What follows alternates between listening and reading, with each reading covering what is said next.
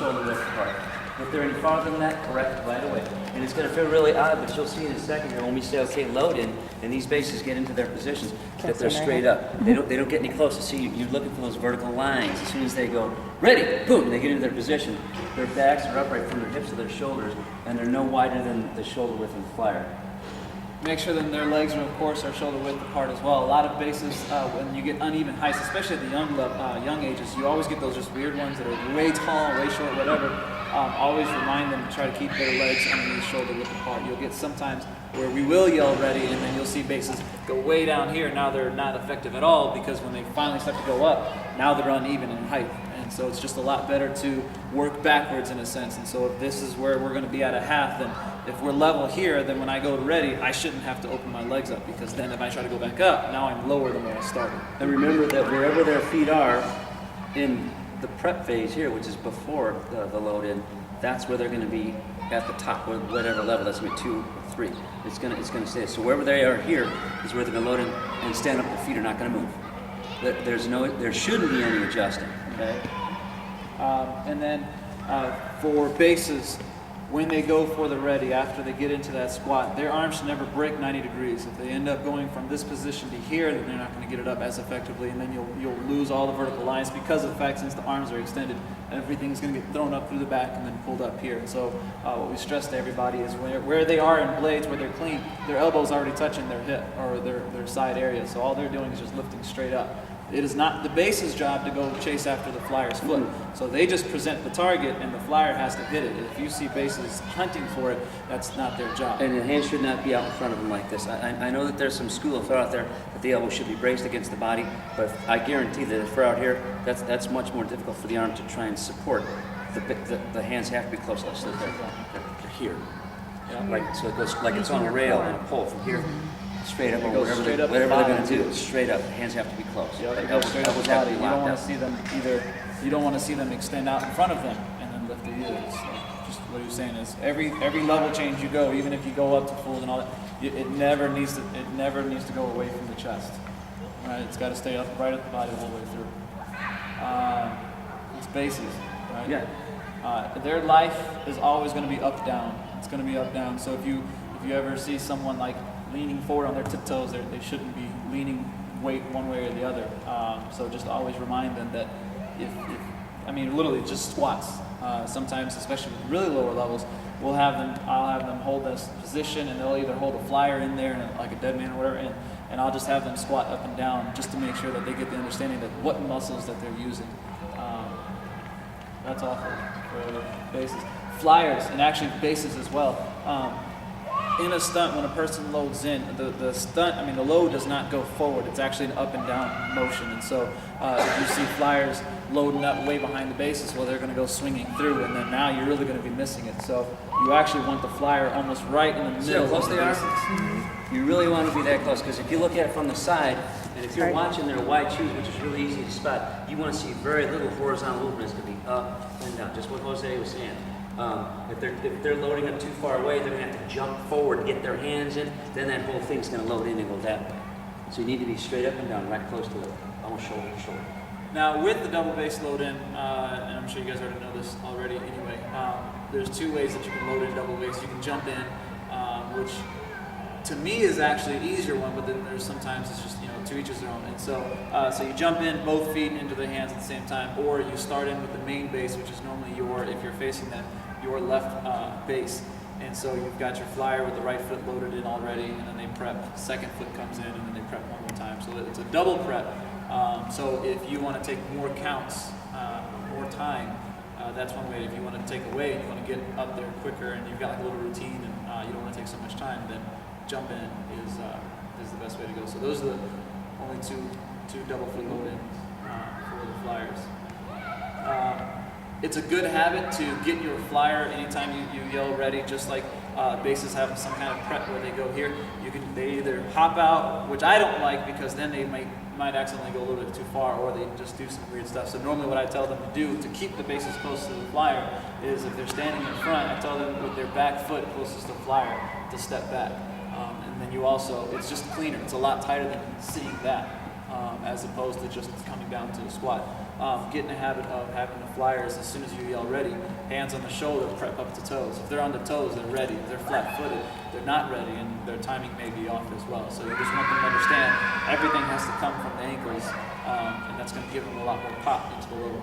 And kind of a subconscious little thing that we do, that we agree on in terms of stunting, is we drill these guys to help build that whole synchronized unity kind of thing. We say, ready! And they all have to move all at the same time. Boom! And if that's not ready, we go over and over and over until they all hit that ready position all at the same time.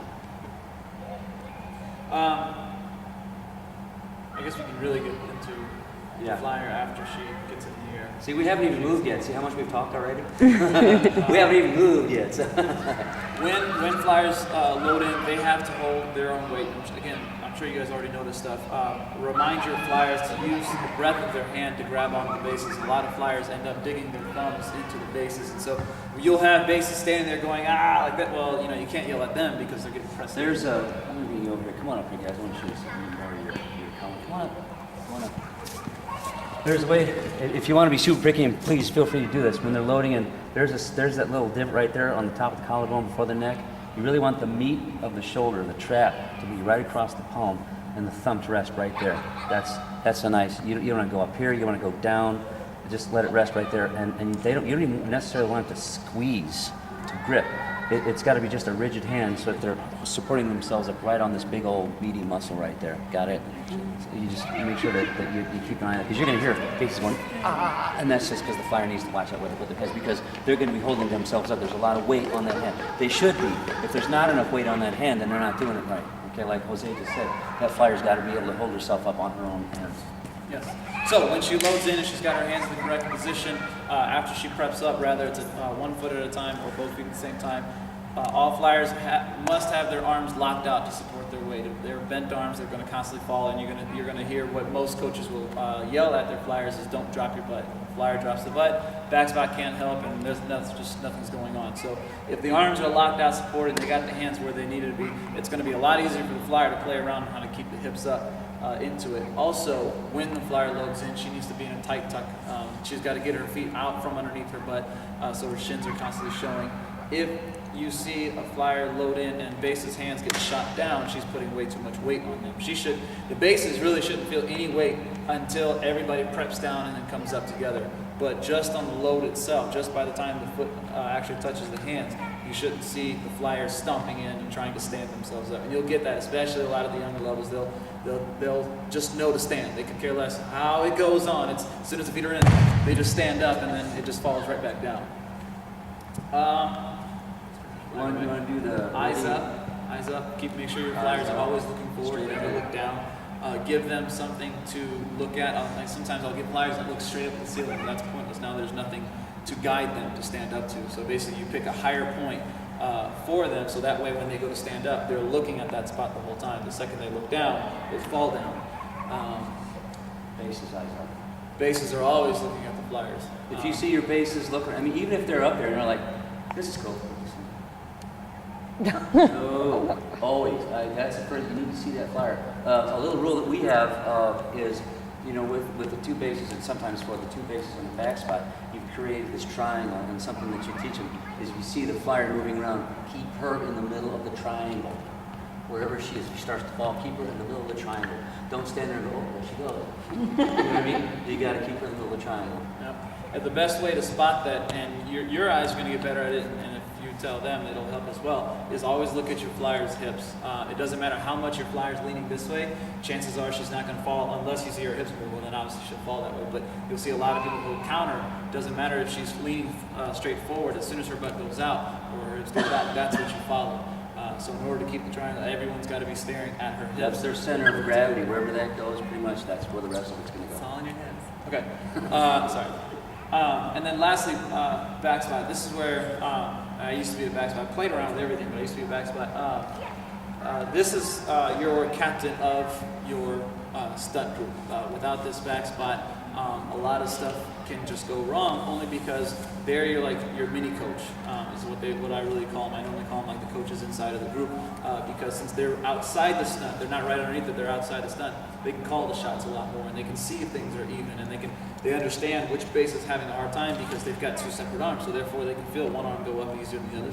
So this person is like your commander-in-chief of the group. This is the person you want to say ready. Like if you're not already doing it yourself, you want them to count, 1, 2, 5, 6, 7, 8, whatever. But you want them to be the voice, and you normally want them to be the only voice unless the flyer has to call something out, because obviously the more chit-chatting you've got going on, yelling at each other you got going on, the flyer is going to be standing up there confused, like, what are we doing? I feel stuff going on, but I can't look down.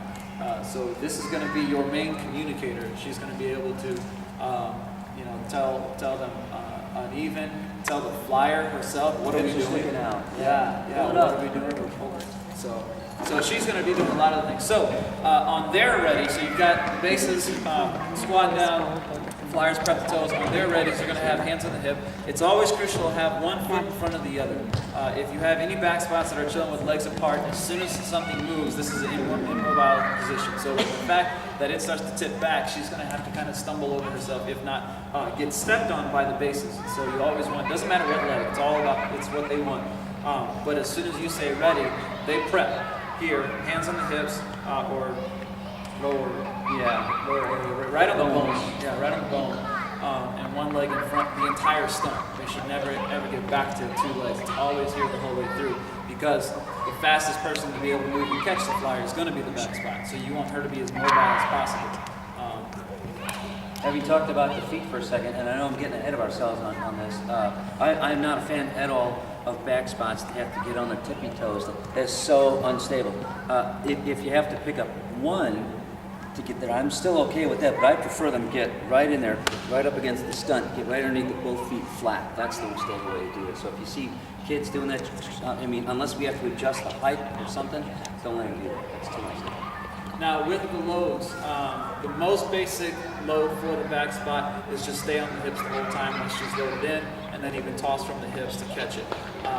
That's not bad just to get started with, but then once anyone starts to get really good at it, and your back spot shows some confidence, then you don't want her to stay at the hips, because if you want an effective drive coming from the bottom from all of your bases, including your back spot, then the best way to go is from the load in. Once both feet are connected, she goes down to the ankles, and that way when she goes into the half, she's constantly with them. So if she does it just from the hips or from the butt area, if she just tosses, then there's going to be a short gap of time where no one's lifting except for just these two, and you want three working at the same time.